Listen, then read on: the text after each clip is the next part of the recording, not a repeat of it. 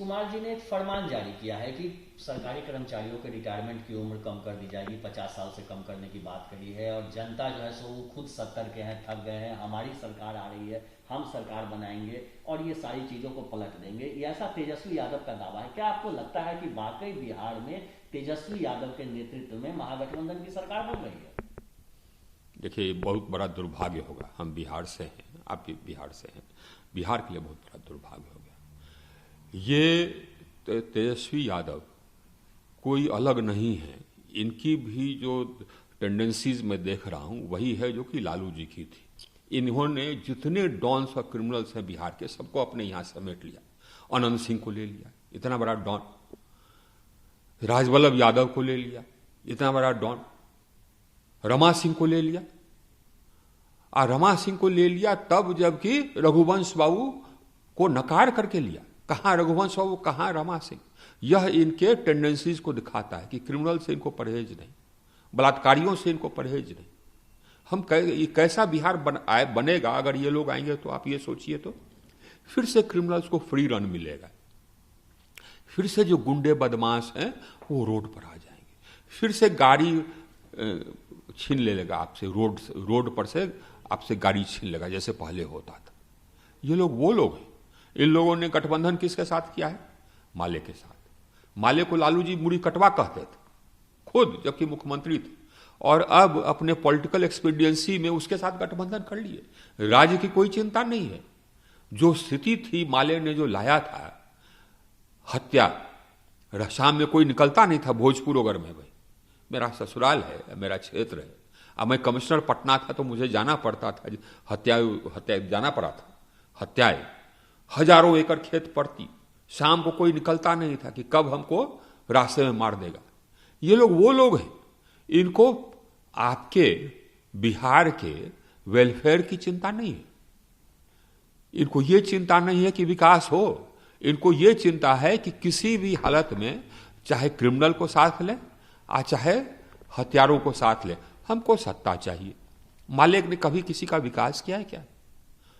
उसने सिर्फ लोगों को मारा है, सिर्फ बिहार में नहीं, झारखंड में भी, छत्तीसगढ़ में भी। स्कूलों को ध्वस्त किया है, उड़ाया है। ये लोग ही स्कूल को ध्वस्त किया है, भोजपुर में उड़ाया है, लोगों को मारे हैं। ऐसे लोगों के साथ आप गठबंधन करते हैं, कहते हैं कि हम साहब से बिहार को बदलें। आप बिहार को पीछे ले जाइएगा जनाब 15 साल। वैसे ही हम लोग बहुत पीछे हैं देश के। हमको चिंता है एज अ बिहारी, जितने बिहारी हैं सबको चिंता है। और आप आ जाएंगे तब तो गया जी। तो इसीलिए देखिए साहब, आप ये कहिएगा, अब ये हमको तो ये लगता है कि साहब कोई एक होना चाहिए क्वालिफाइंग रिक्वायरमेंट। आप कुछ भी नहीं, आप अनपढ़ हैं फिर भी हो जाइएगा मुख्यमंत्री। यार साहब समझ तो होना चाहिए। हमारा ये कहना है कि नियत भी होना चाहिए ना। नियत तो आपके एक्शन से दिखता है, कैसे कैसे लोगों को अपने साथ लेके चल रहे हैं। आप लोग वर्ग संघर्ष करा करके आप चाहते हैं कि हम सत्ता में आ जाएं। ये बार बार अपनी रैली में बात कर रहे हैं कि हम नौकरी देंगे, 10 लाख रोजगार देंगे, पहली जो कलम चलेगी वो नौकरी पर चलेगी। आपको लगता है कि बिहार में नौकरियों का एक तरह से आपकी पार्टी ने भी दावा किया है कि हम 19 लाख नौकरी देंगे 10 लाख के जवाब में, तो क्या वाकई बिहार?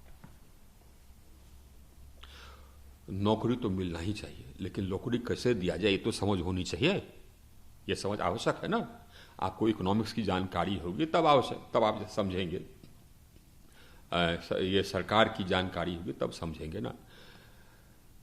जितने वैकेंसीज हैं उसको तो फिलअप करना चाहिए, लेकिन वैसे नौकरी आप कितना दे सकेंगे वो सीमित है, क्योंकि कितने पद चाहिए सरकार में वो भी सीमित है।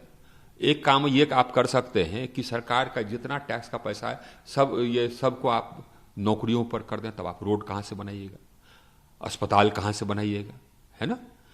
तो ये समझ की जरूरत है। लेकिन ये समझ की बात करें तो असल में बात यह है कि शुरू से लालू जी के समय से लोगों ने ये सोचा है कि अरे साहब जात के नाम पर वोट ले लो, उसके बाद विकास क्या है, कौन माथापच्ची करने जाए विकास का, यही नजरिया है। दूसरी तरफ चिराग पासवान का देखिए, प्रधानमंत्री को इसलिए 4-4 रैलियां एक दिन में करनी पड़ रही है बिहार में ज़्यादा, क्योंकि नीतीश कुमार का जो चेहरा है वो पॉपुलर नहीं है, अनपॉपुलर है। और अगर नीतीश कुमार का चेहरा ठीक रहता, मजबूत रहते, तो प्रधानमंत्री को इतना मेहनत नहीं करना पड़ता, वो तो दिल्ली से बैठ के ही चुनाव जीत जाते। आपने जितने भी चुनाव हुए हैं हम लोगों के प्रधानमंत्री के आने के बाद, उसको आप देख लें। प्रधानमंत्री जी कितना मेहनत करते हैं हर चुनाव में। ये कोई पहला चुनाव है जिसमें कि प्रधानमंत्री मेहनत करे? नहीं।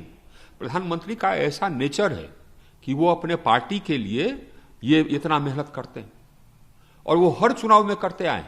तो इसके कारण नीतीश कुमार पर कोई रिफ्लेक्शन नहीं। नीतीश कुमार ने तो काम किया ना, रोड बनाया उन्होंने, स्वास्थ्य व्यवस्था भी सुधारी। आपको भी याद होगा हम लोगों ने तो रोड बनाए, विधि व्यवस्था सही कर दी। कोई कंपैरिजन था क्या लालू जी के समय का और नीतीश जी के समय का? कोई आप कंपैरिजन कर सकते हैं क्या? देखिए वो बात नहीं है। बात यह है कि प्रधानमंत्री जी के नेचर में वो मेहनत करते हैं, चाहे जो भी चैलेंज सामने वो मेहनत करते हैं। ये भी है, हम मेहनत करेंगे। ये चैलेंज तो है बिहार बचाने का।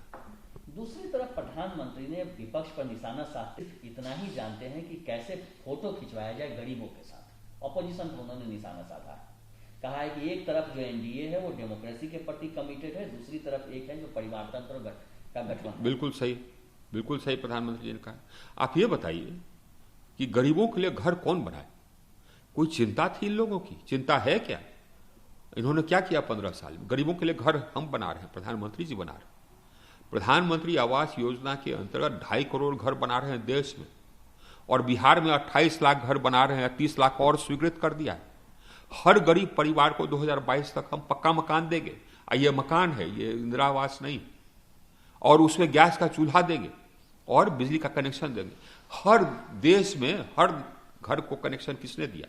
प्रधानमंत्री ने दिया। 2.70 करोड़ घरों को कनेक्शन दिया। और उसमें ज्यादातर गरीब थे, क्योंकि गरीब को ही इतना पैसा नहीं था कि वो कनेक्शन ले या बिजली विभाग दौड़ धूप करे या कनेक्शन ले। कोई गरीब सोच भी नहीं सकता था कि बिजली का कनेक्शन उसको मिलेगा, और प्रधानमंत्री जी ने दिलवाया।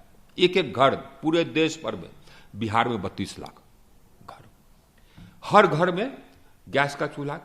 किसको? पहले अमीर आदमी के पास तो था ही था, हमारे आपके पास तो गैस का चूल्हा था। किसके पास नहीं था? गरीब परिवार में नहीं था। 8 करोड़ लोगों को गैस का चूल्हा, जितने गरीब परिवार हैं सबको गैस का कनेक्शन। कोरोना काल में फ्री सिलेंडर। ये प्रधानमंत्री के दर्द है।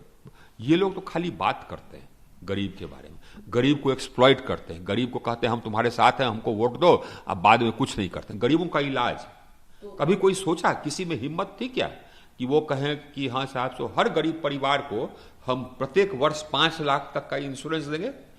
कहीं जाइए आप बाहर, आप अपना इलाज करा लीजिए, पटना में पारस में करा लीजिए, यहाँ मैक्स में करा लीजिए। एक परिवार को 5 लाख तक का इंश्योरेंस एक साल, अगले साल फिर 5 लाख।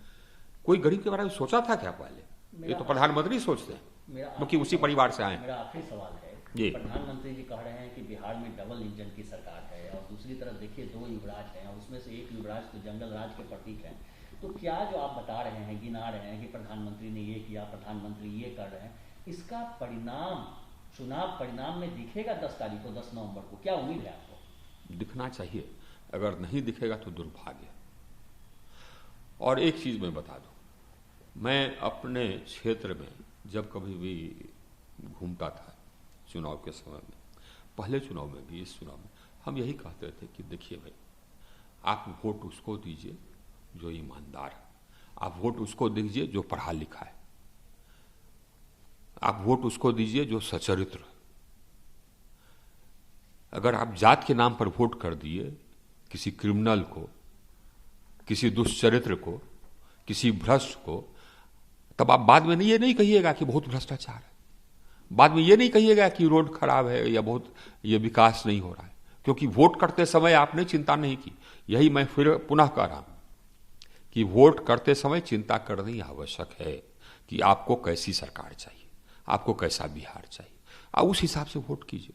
जात के नाम पर मत कीजिए, कीजिए आप ऐसी सरकार के लिए जो कि विकास करे बिहार का, क्योंकि बिहार का विकास नहीं होगा तो आपके बाल बच्चों का भविष्य अंधकार होगा।